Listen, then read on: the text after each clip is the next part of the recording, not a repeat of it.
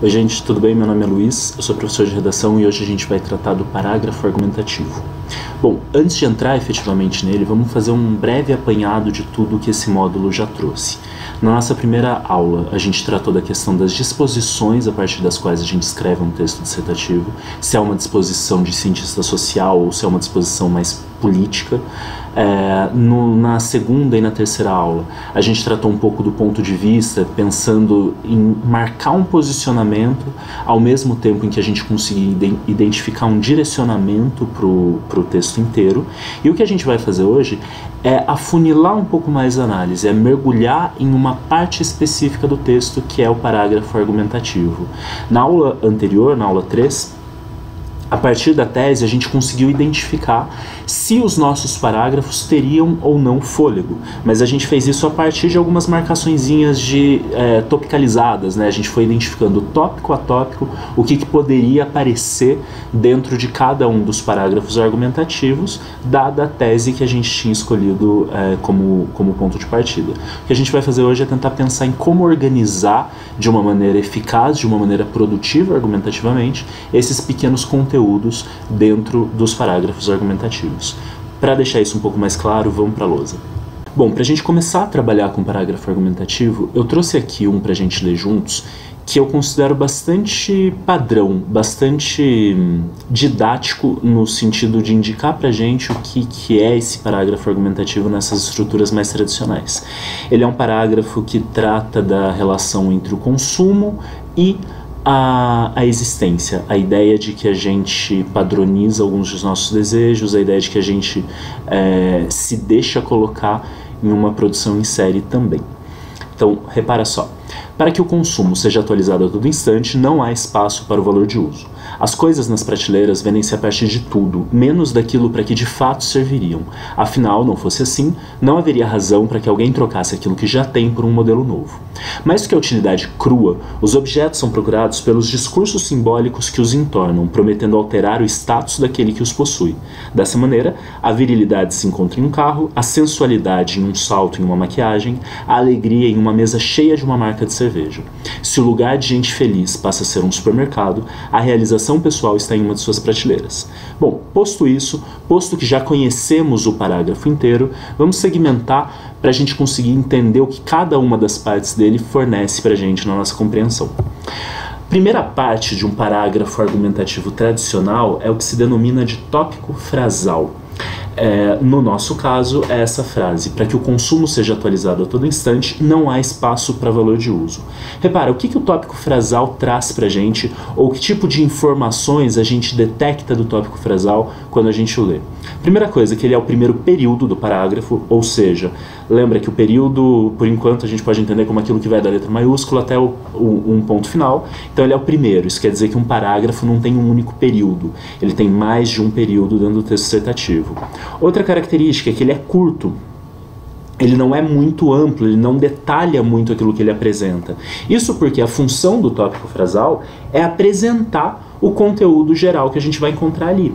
Então eu não preciso indicar item a item todos os desdobramentos da reflexão que eu vou estabelecer. Eu dou uma pincelada indicando o que eu vou encontrar e me contento com isso no tópico frasal. Acho que talvez uma metáfora que ajude a gente a pensar nele é pensar naquela caixa que a gente usa para fazer mudanças. Se eu pego uma caixa e guardo nela todos os meus sapatos, a hora que eu fecho a caixa e vou indicar para mim mesmo o que tem ali dentro, eu não preciso colocar o nome e o número de cada um dos sapatos. Então tem um All-Star preto com bico marrom, tem um All-Star vermelho com bico branco, tem um sapato de salto, tem um chinelo Havaianas com tira azul, tem uma sandália Rider. Tipo, eu não preciso colocar todos esses elementos. Eu simplesmente escrevo em cima sapatos ou calçados.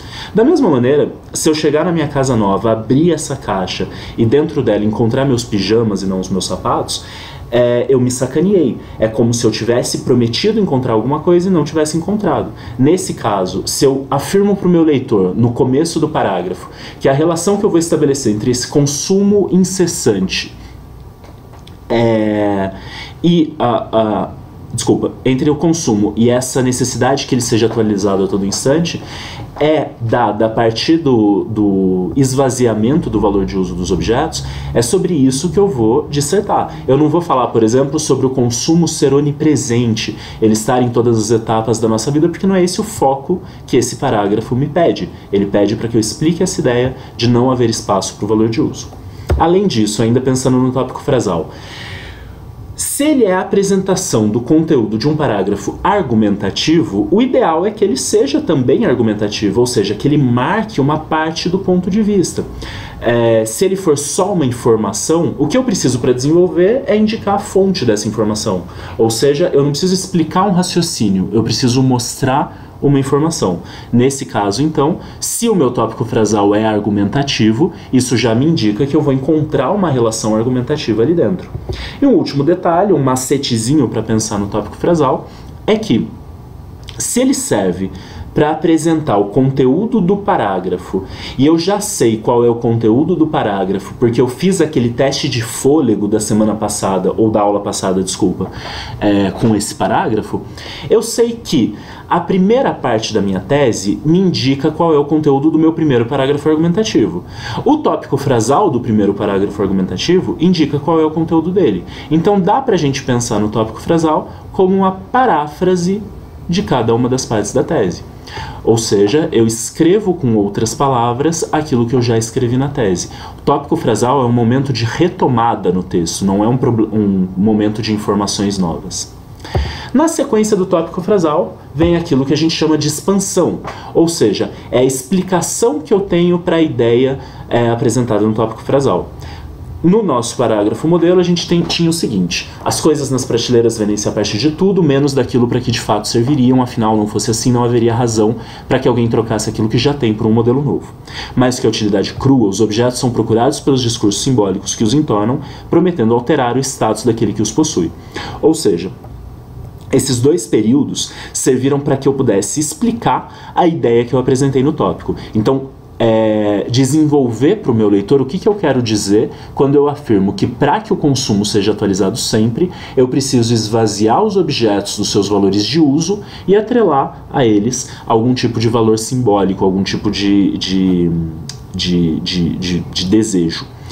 Agora, tem uma característica aqui que também me interessa na explicação. Repara que os termos que ela utiliza tendem a ser um pouco mais abstratos, um pouco mais indeterminados, um pouco mais vagos. Repara no seguinte: quando a gente fala das coisas nas prateleiras, a gente ainda não está especificando se se trata de um carro, se se trata de uma Coca-Cola, se se trata de uma blusa. Na sequência, vendem-se a partir de tudo. Eu não estou falando que é a felicidade que precisa ser aberta, que é o sex appeal atrelado a um carro qualquer, que é o espírito roqueiro atrelado a uma roupa qualquer. Não, eu estou falando tudo. Ainda está indeterminado, ainda está vago. No segundo período, mais do que a utilidade crua, também ainda não estou falando do valor de uso de um carro específico, que seria me transportar de um lugar para o outro de uma forma mais rápida do que eu consigo com os meus pés. Os objetos, também indeterminado, não estou especificando blusa, não estou especificando sapato, estou jogando aqui nessa vagueza dos objetos. São procurados pelos discursos simbólicos, também não especifico que discurso simbólico é esse. Eu simplesmente lanço a ideia mais abstrata, mais indeterminada, mais vaga. Aqui ainda no tópico frasal, caso seja necessário, eu posso trabalhar com algumas citações, caso eu queira usar um argumento de autoridade, ou caso eu queira trabalhar com uma citação como um atalho para aquilo que me interessa refletir. Eu só tenho que tomar cuidado que essas citações servem para ajudar a explicação. Elas não podem tomar o espaço da explicação, porque senão a impressão que eu tenho ao ler o parágrafo é de que eu não estou lendo o parágrafo do autor do texto, mas sim de quem ele leu. Depois que eu passo por essa expansão, vem aquilo que a gente chama de concretização, ou seja, é o momento em que eu vou indicar para o meu leitor o lastro de realidade daquilo que foi desenvolvido anteriormente. No caso do nosso parágrafo, fica dessa maneira a virilidade. Repara que virilidade já não é mais um discurso simbólico amplo e vago, é uma característica simbólica mais específica. Se encontra em um carro, de novo, não é mais qualquer objeto, mas um objeto mais específico. A sensualidade Também não é qualquer característica simbólica. Em um salto, em uma máquina, em uma maquiagem, desculpa. Ou seja, de novo, a gente tem uma especificação daquilo que eu encontraria ou daquilo que eu diria de um objeto qualquer. E a alegria, última característica simbólica, em uma mesa cheia de uma marca de cerveja. De novo, uma especificação de um objeto, em vez de recorrer a algo mais vago e mais amplo. Então, a função da concretização, ou a característica da concretização, vai ser essa particularização, essa especificação daquilo que a gente, em linhas mais indeterminadas, tinha tratado na expansão. Um outro detalhe importante aqui é essa ideia de lastro de realidade. A concretização do parágrafo argumentativo serve para mostrar para o meu leitor que aquilo que eu falei no plano das ideias, da teoria na expansão, de fato acontece no mundo real. Portanto, não é o melhor momento do texto para trazer uma ficção, para trazer uma fantasia, para trazer literatura, para trazer filmes. Por fim, um outro detalhe a respeito do parágrafo argumentativo é que ele também, para ajudar a compor uma argumentação, pode trazer algumas estatísticas. Elas também servem para concretizar, elas também servem para dizer que aquilo que estava sendo abordado no plano das ideias, da teoria, é real, é concreto. Enfim, parágrafo argumentativo tradicional se fecha com aquilo que a gente chama de fecho. Ele tem mais ou menos a mesma função da conclusão no texto geral. Ele tem a função de finalizar o parágrafo. No caso que a gente escolheu aqui, haveria a seguinte frase: se o lugar de gente feliz passa a ser um supermercado, a realização pessoal está em uma de suas prateleiras. É a finalização do parágrafo que tende a recuperar a ideia trazida pelo tópico frasal. Ou seja, mais uma vez, é um momento de retomada, não é um momento de conteúdos novos, é um momento de finalização. É como se no tópico frasal eu tivesse lançado a ideia ainda solta, na expansão e na concretização eu tivesse amarrado essa ideia, eu tivesse explicado, eu tivesse construído as bases para ela, e por fim eu posso chegar ao final do parágrafo e reafirmá-la, dizendo que, bom, dessa maneira a gente consegue enxergar aquilo que já havia sido proposto no início. Obviamente, essa estrutura padrão do parágrafo argumentativo não é a única maneira de se escrevê-lo, mas ela ajuda a gente a pensar o porquê de outros parágrafos, mesmo quando abram mão dessa estrutura, continuem fazendo sentido. Repara no seguinte, que traz a mesma ideia, traz a mesma reflexão, só que organizada de uma outra forma. Quando é o consumo que sustenta o sistema, ele deve se manter ininterrupto. Então, tópico frasal simples, sem grandes dificuldades ou grandes diferenças para o anterior.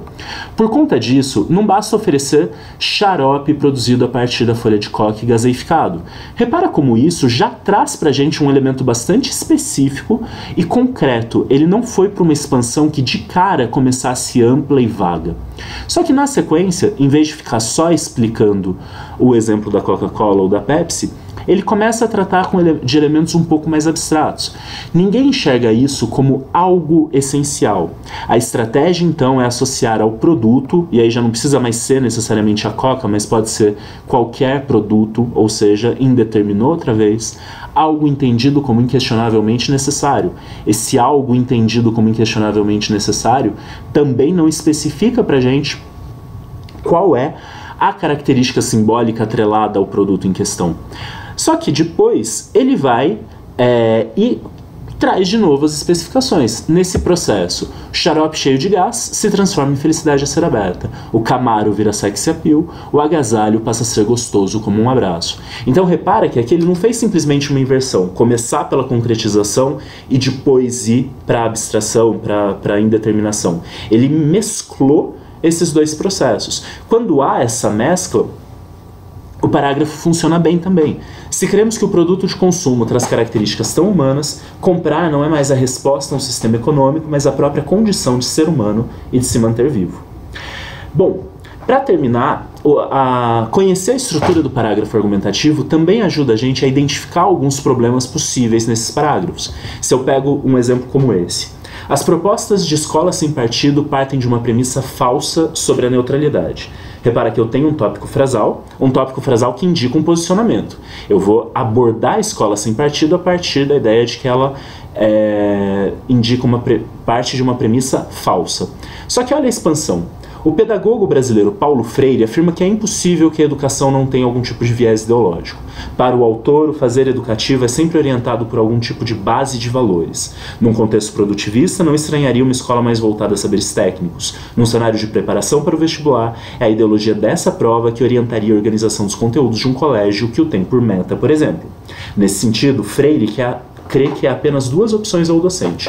Ou ele escolhe educar de uma forma inclusiva, ou se nega a isso. Os projetos de escola sem partido, porém, parecem desconsiderar esse processo. Repara que tudo o que a gente tem, do tópico frasal até o fecho do parágrafo, é descritivo. Eu estou contando para o meu leitor o que pensa o Paulo Freire e não exatamente o autor do texto.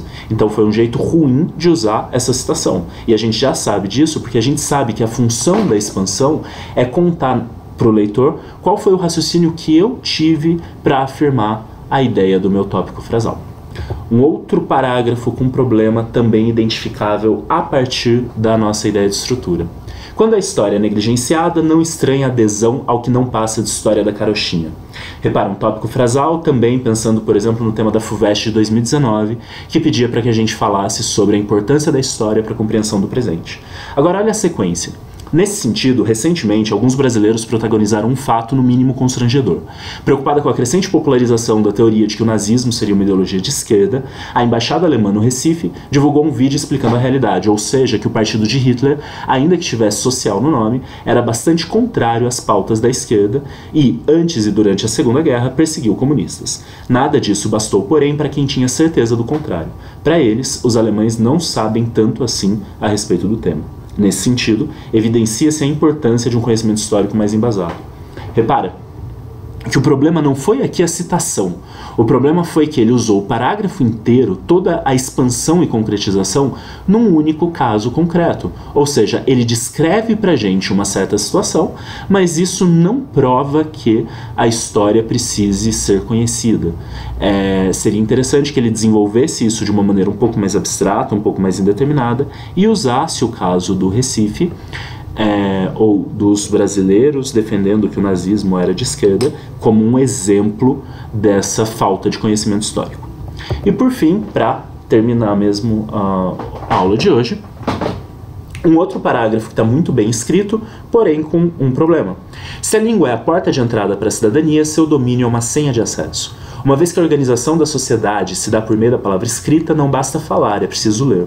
Se é a palavra escrita que determina os limites da cidadania, é preciso escrever para de fato ser cidadão. Nesse sentido, a privação relativa à alfabetização, ou mesmo a alfabetização falha, produtora do que se convencionou chamar de analfabeto funcional, retira a cidadania plena de uma parcela grande de pessoas, condenando-as a acreditar passivamente no que lhes é apresentado como as normas da vida coletiva. Exemplo disso é o personagem Fabiano em Vidas Secas, obras de Graciliano Ramos. O sertanejo, por não dominar minimamente a língua portuguesa, acaba não conseguindo expressar sua revolta, ainda que sinta algo de estranho, e termina por resignar-se frente a quem detém tal poder. Sem saber ler e escrever, a cidadania seca. Manda quem sabe, obedece quem nunca pôde saber. Repara que o parágrafo está muito bem organizado, ele tem expansão, ele tem concretização, mas essa concretização se dá por meio de uma ficção. E por mais realista que seja a ficção, ela é sempre uma escolha do autor.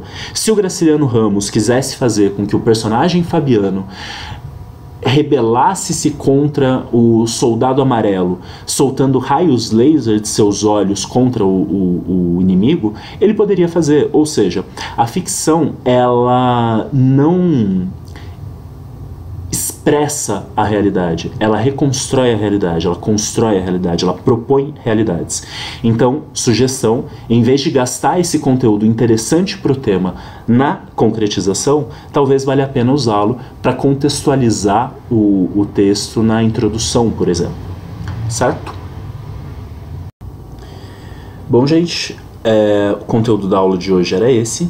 Ficou um pouco mais ampla e um pouco mais longa do que o habitual, mas porque a gente tinha mais exemplos de parágrafos ao longo dos slides. E espero que tenha ajudado mais uma vez. Muito obrigado. Tchau, tchau. Até a próxima.